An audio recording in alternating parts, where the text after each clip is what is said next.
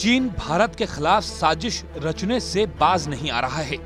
पहले गलवान में उसने भारतीय सीमा में घुसने की कोशिश की। भारतीय सैनिकों ने उसे मुंहतोड़ जवाब दिया और इस वजह से बौखलाया चीन शांत रहने की बजाय अरुणाचल में साजिश रचने लगा। वहां भी भारतीय सैनिकों के हाथों बुरी तरह पिटने के बाद उसने परोक्ष युद्ध छेड़ने की रणनीति पर काम करना शुरू कर दिया। ऐसा युद्ध जिसमें ना तो हथियार होंगे और ना ही गोला बारूद, और तबाही ऐसी होगी कि उसे रोक पाना नामुमकिन सा हो जाएगा। चीन की नई चाल, भारत के खिलाफ वाटर वॉर की साजिश। जी हां, सही सुना आपने, वाटर वॉर। चीन अब भारत के खिलाफ वाटर वॉर छेड़ने की तैयारी में जुटा हुआ है।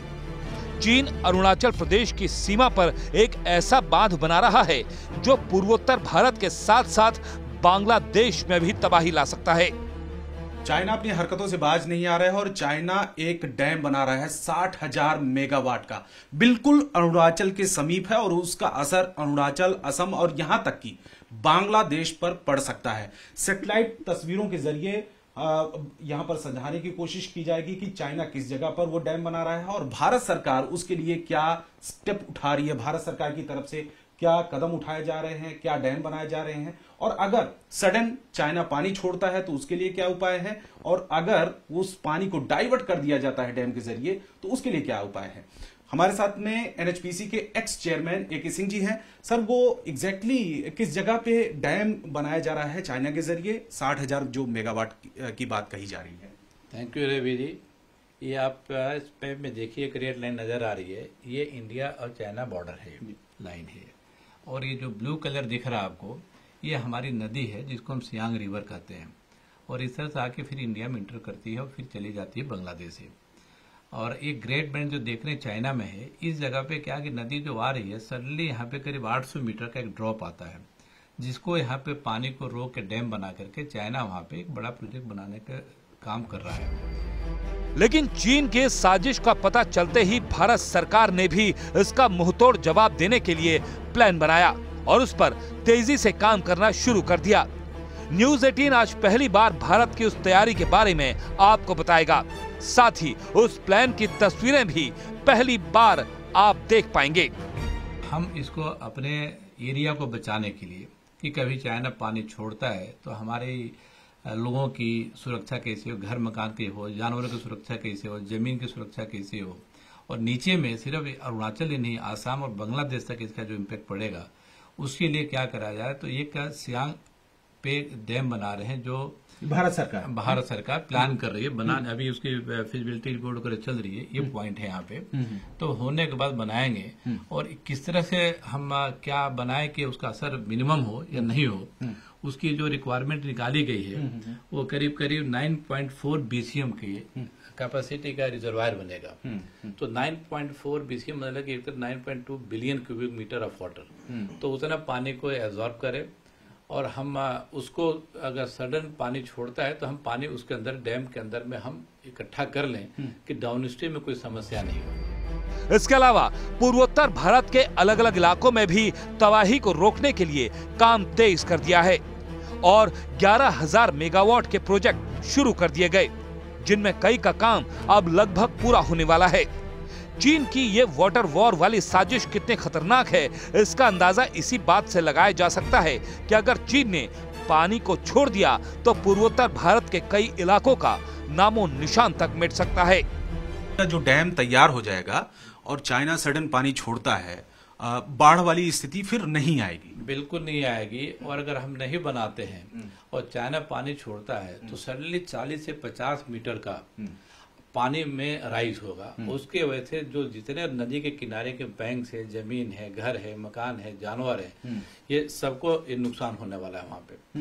तो ये सारी चीजों को बचाने के लिए ये बहुत जरूरी है कि वहाँ पे डैम बने। लेकिन चीन के साजिश का पता चलते ही भारत ने भी तुरंत कार्रवाई करते हुए अपने इलाके के बचाव के लिए ऐसी रणनीति बनाई जिससे चीन की साजिश नाकाम तो होगी ही, साथ ही अरुणाचल प्रदेश और असम के लोगों की हर साल आने वाली बाढ़ वाली मुसीबत भी खत्म हो जाएगी। तो ये सारे जब रिवर पे डैम रिजर्वायर बन जाएगा तो जो फ्लड कंट्रोल इस तरह से होगा कि यहाँ पे जो पीक टाइम में फ्लड आता है तो 1.8 मीटर मतलब करीब सोचिए कि ऑलमोस्ट 6 फीट 7 फीट पानी का लेवल डाउन हो जाएगा। तो ये आपका बाढ़ ही नहीं आएगा। तो जितनी नदियों में पानी आता नदी अपने ही कोर्स में चलेगी।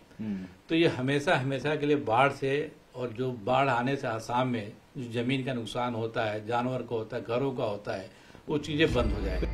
पूर्वोत्तर में बन रहे भारत के प्रोजेक्ट की बात करें तो सुबानसिरी नदी पर 2000 मेगावाट का पावर प्रोजेक्ट बनकर लगभग तैयार हो गया है। सुबानसिरी मिडिल पर 1800 मेगावाट का प्रोजेक्ट बन रहा है। सुबानसिरी लोअर पर 2700 मेगावाट का प्रोजेक्ट बन रहा है और सुबानसिरी अपर पर 2000 मेगावाट के प्रोजेक्ट का काम चल रहा है। इसके अलावा अपर सियांग मल्टीपर्पज स्टोरेज प्रोजेक्ट पर भी बहुत तेजी से काम चल रहा है। दिबांग प्रोजेक्ट पर काम शुरू हो रहा है जिसमें 31,876 करोड़ रुपए का खर्च आने की उम्मीद है। ये प्रोजेक्ट अगले 9 सालों में बनकर तैयार हो जाएगा। 2880 मेगावाट का ये प्रोजेक्ट अरुणाचल प्रदेश और असम के बीच बनाया जाएगा। इन सभी प्रोजेक्ट पर जिस तेजी से काम हो रहा है उससे साफ है कि भारत चीन की मंशा समझ चुका है और इसीलिए उसके इस वाटर वॉर का तोड़ निकालने की कोशिश में जुटा है। जो चीन है इसका इस्तेमाल करेगा एज अ वेपन लड़ाई के दौरान में और एक प्रकार भारत के ऊपर साइकोलॉजिकल प्रेशर डालने के लिए। तो ये बात है, सच्चाई है कि ये हमें केस टेकअप करना चाहिए, एक्सपोज करना चाहिए चीन को, क्योंकि जो चीन है उसके ऊपर विश्वास नहीं कर सकते, जो कहता है और करता है। ये अलग बात है, भारत भी अभी काफ़ी डैम बना रहा है जिससे पानी को सेव कर पाए ब्रह्मपुत्रा वैली में, मगर फिर भी चीन के ऊपर आप कभी भी भरोसा नहीं कर सकते। चीन इसको एक हथियार का तरीके से यूज़ कर सकता है ब्रह्मपुत्रा वैली के अंदर स्पेशली, या तो सूखा करा देगा या एकदम फ्लड करा देगा स्पेशली लड़ाई के दौरान में। तो हमें चौकन्ना रहना पड़ेगा और हमें इसको चीन को एक्सपोज करना पड़ेगा। विशेषज्ञों का मानना है कि चीन भारत को दबाव में लाने के लिए नदियों के पानी को प्रदूषित भी कर सकता है, जिससे भारत में बहकर आने वाला पानी इस्तेमाल के लायक ही नहीं रह जाएगा। और चीन की इस साजिश का पता चलते ही भारत भी जोर शोर से बचाव की तैयारियों में जुट गया है।